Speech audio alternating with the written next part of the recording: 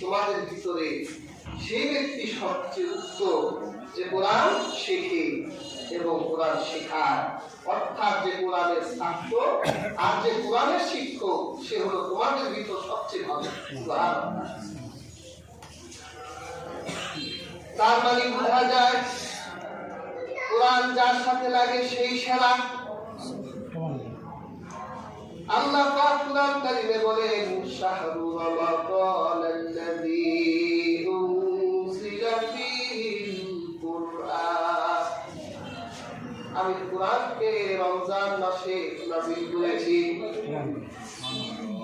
12টা মাস আল্লাহ দিয়েছেন, কোন মাসের কথা আল্লাহ কোরআনে নাম ধরে বলে নাই, শুধু রমজানের নামটা আল্লাহ কোরআনে নাম ধরে বলেছেন।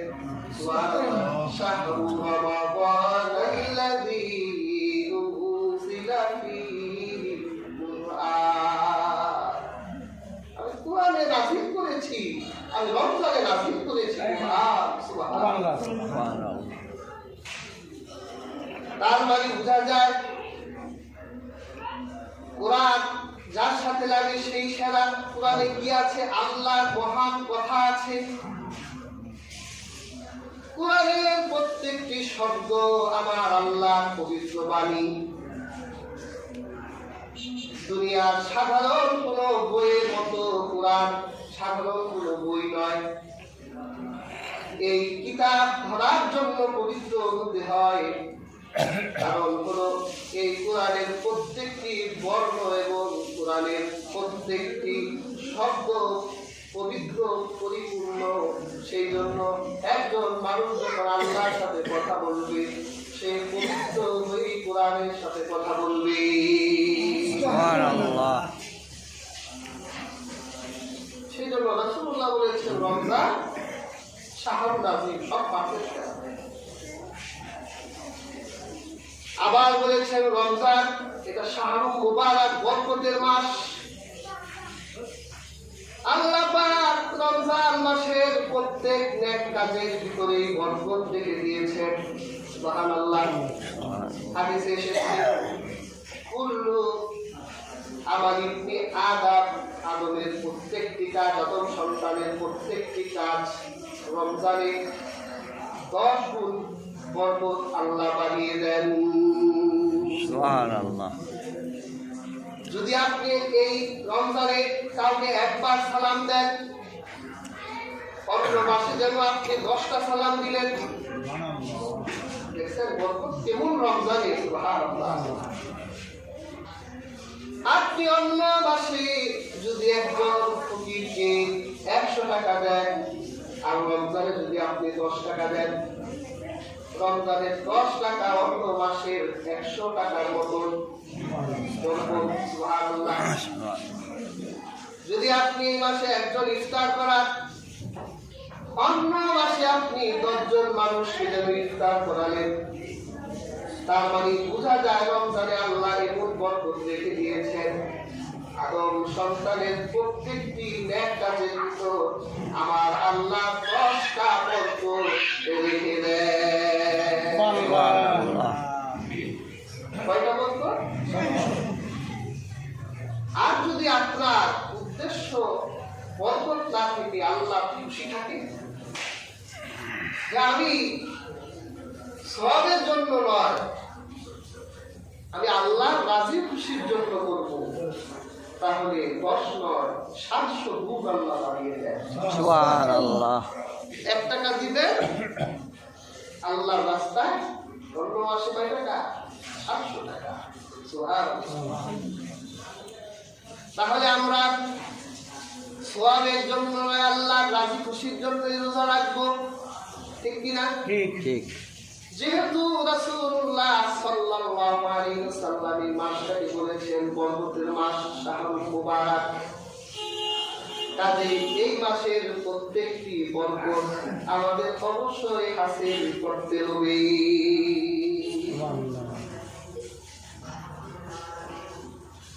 রমজান সেরা কোরআনের কারণে শ্রেষ্ঠ মাস, আল্লাহ এই মাসে রেখে দিলে বরকত। আবার হাদিস শরীফে রমজানের মাসকে বলছে শাহরুস সাদ, ধৈর্যের মাস।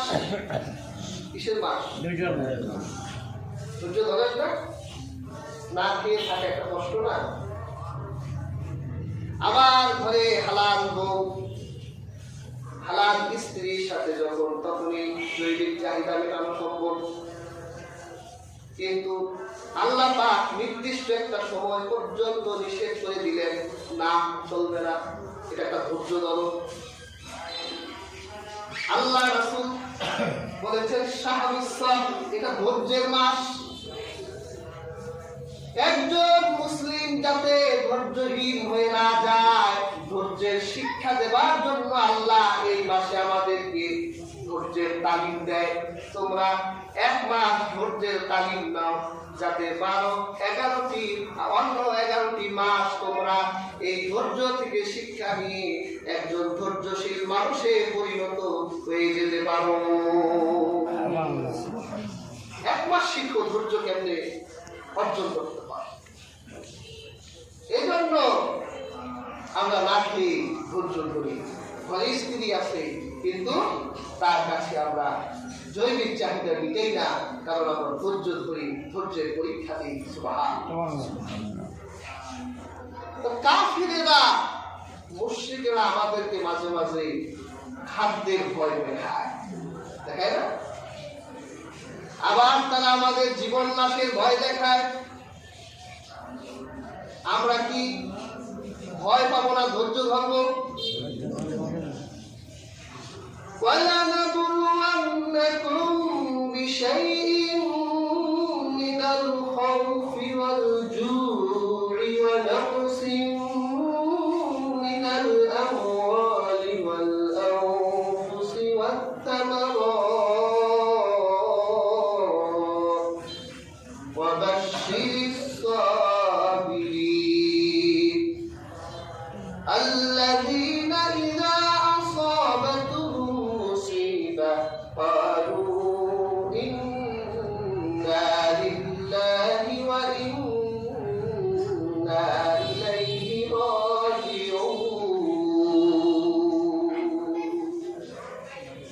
আল্লাহ কি মহান কথা বললেন যে وَلَنَبْلُوَنَّكُمْ بِشَيْءٍ مِّنَ الْخَوْفِ وَالْجُوعِ, তোমাদেরকে অবশ্যই আমি পরীক্ষা করব। ক্ষুধা দিয়ে, ক্ষুধা লাগাই দিব তোমাদের। কাফেরেরা খাদ্যের ভয় দেখাবে তোমাদের, দেখায় না? ফিলিস্তিনে দেখায়। যদি আমাদের কথা না শোনো, ভূখণ্ড যদি আমাদের কাছে না তুলে দাও, শুধু অস্ত্র দিয়ে নয়, বরং তোমাদের খেতে দিব না। কিন্তু মুসলমান কি খাদ্যের ভয় করে? কেন করবে? ওরা জবাব দেয়, আরে বেটা 12 মাসে একটা মাস তো আমরা না খেয়েই কাটাই, তাহলে আমাদের ভয় দেখা। আমাদের একটা বিধানই আছে না খেয়ে থাকা। আল্লাহ বলেন ওরা ভয় দেখাবে, আমি আল্লাহ তোমাদেরকে এভাবে না খাওয়াইয়া তুষার যন্ত্রণা দিয়ে পরীক্ষা দিব। আবার জীবন নাশের ভয়, তোমার চোখের সামনে তোমার আদরের বড় করা সন্তান, তাকে আমি আল্লাহ তোমার চোখের সামনে মেরে ফেলবো। তোমার ঘরে, যার ঘরে তুমি বড় হয়েছ, তোমার মা বাবাকে আমি দুনিয়া থেকে উঠাই নিব। জীবনের ভয় আমি তোমাকে দেখাবো। তুমি তোমার ব্যবসা বাণিজ্যে আমি আল্লাহ আগুন লাগাই দিব। ফসলি জমিকে আমি আল্লাহ খাতা দিয়ে ধ্বংস করে দিব। তোমার ফল ফসলকে আমি আল্লাহ নষ্ট করে দিব। তারপর আমি আল্লাহ দেখবো তুমি কি করো। তুমি যদি ধৈর্য ধরো, তাহলে রাসূল জানাই দেন ওয়াবাশশিরিস সাবিরিন, আমি ওই ধৈর্যশীলদের জন্য সুসংবাদ রেখে দিলাম। সুবহানাল্লাহ। কেমনে ধৈর্য ধরবেন আল্লাহ তাও শিখায়। আল্লাযীনা ইযা আসাবাতুহুম মুসিবাহ, যখন তাদের কাছে বিপদগুলো এসে যায়, তখন তারা বলে কালু ইন্না লিল্লাহি ওয়া ইন্না ইলাইহি রাজিউন। এটা যে আমরা বলি মরণের দোয়া, এটা আসলে মরার দোয়া না, এটা একটা বিপদের দোয়া। একটা মানুষ যখন মরে যায়, ওই বাড়িতে শোক নেমে যায়, বিপদ আসে। এই জন্য এই দোয়াটা করতে হয়। এটা ধৈর্যের দোয়া। তুমি এই কথা বলে ধৈর্য ধরো যে ইন্না লিল্লাহ, আল্লাহ সবকিছু আপনার, ওয়া ইন্না ইলাইহি রাজিউন, আবার আমরা যেখানেই থাকি আপনার কাছে ফিরব। কাজেই হাজরিন, যত বিপদ আসুক কাফেরেরা আপনাকে খাবারের ভয় দেখান, তার জীবন নাশের ভয় দেখান, আপনি ধৈর্যের দোয়াটা করবেন, বলবেন ইন্না লিল্লাহি ওয়া ইন্না ইলাইহি রাজিউন। এটা বলবেন, এটা বিপদের দোয়া। ধৈর্য শিখবে, রমজান আপনাকে ধৈর্যের শিক্ষা দিয়ে বিদায় দিবে, আপনি ধৈর্যশীল হয়ে যাবেন। সুবহানাল্লাহ। এরপর হাদিস শরীফে রমজানকে বলছে শাহরুল মুওয়াসাহ, সহানুভূতির মাস।